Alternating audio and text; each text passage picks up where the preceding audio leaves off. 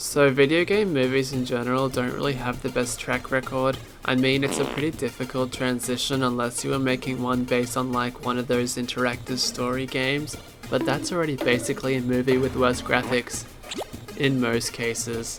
I think the problem is that they try and overcomplicate things when making a plot for one of these productions.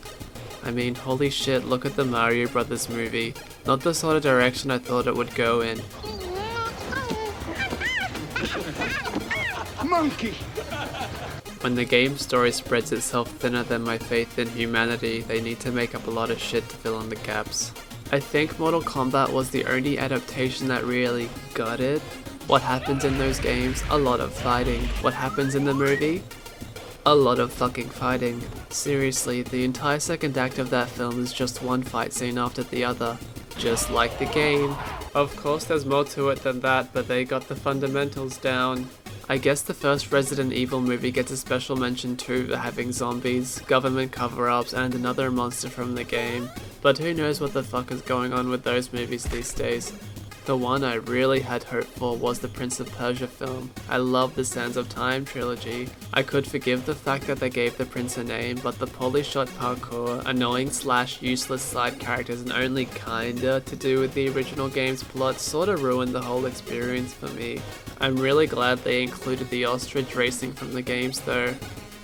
Oh wait a second, so some time ago there was an announcement of a World of Warcraft movie being made which resulted in the 2 billion subscribers to the game collectively jizzing all over their already dirty monitor screens. My experience with this would be extremely limited as one way to put it. I was that kid in high school who would listen to their friends discuss it and sit there in a complete stupor as more and more meaningless words were spouted out. The closest I've got to the game would be that South Park episode about it, so I think that's an accurate representation of the kind of people who play World of Warcraft. I'm sure the concern for most people would be how could they possibly not fuck this up, having a multitude of races and locations amongst other things in the game. With the official trailer being released and my absolute zero caring for both the game and this movie, I decided I am in the most optimal position to judge it harshly. If you think it's beneath me to review a trailer, then you're horribly, horribly mistaken. Ha, seal of quality right there. For years, our world has been at peace. But an ancient evil has awoken? But something is coming. Oh. Dark forces are upon us. Oh, that kind of counts.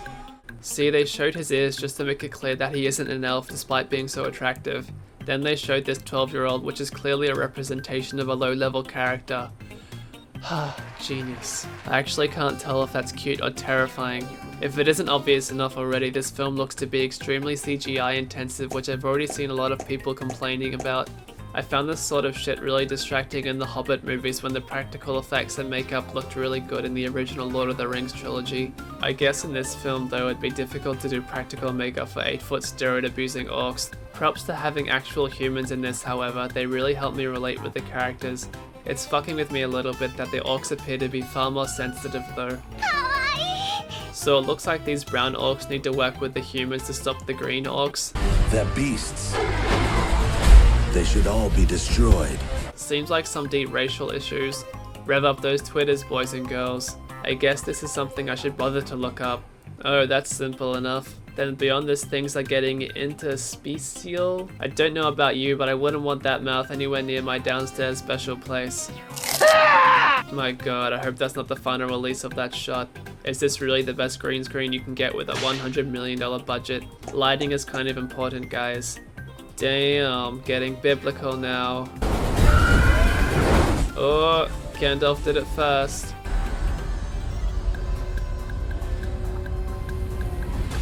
Ah, see, they just called it Warcraft because they're not showing off the whole world of it yet. Genius! So there it is, not really easy to tell how the movie will turn out. Focusing primarily on 2 races without shoehorning in everything they possibly can from the games is a wise choice, like my decision to never play it. Another upside is that its director has made 2 really good films so far. That's something. Seems to be a trend these days to give lesser recognized to no-name rookie directors huge-ass budget films, which has worked out quite well, for the most part. I'm sure the success or failure of Warcraft will have a significant impact on the future of video game movies, Not that it'll get to the spastic degree of releases scheduled for Marvel comic book movies, but one can hope. Oh yeah, if you make another Prince of Persia movie, please just have it be about some guy doing parkour around a massive palace for 3 hours while fighting sand monsters. Thank you.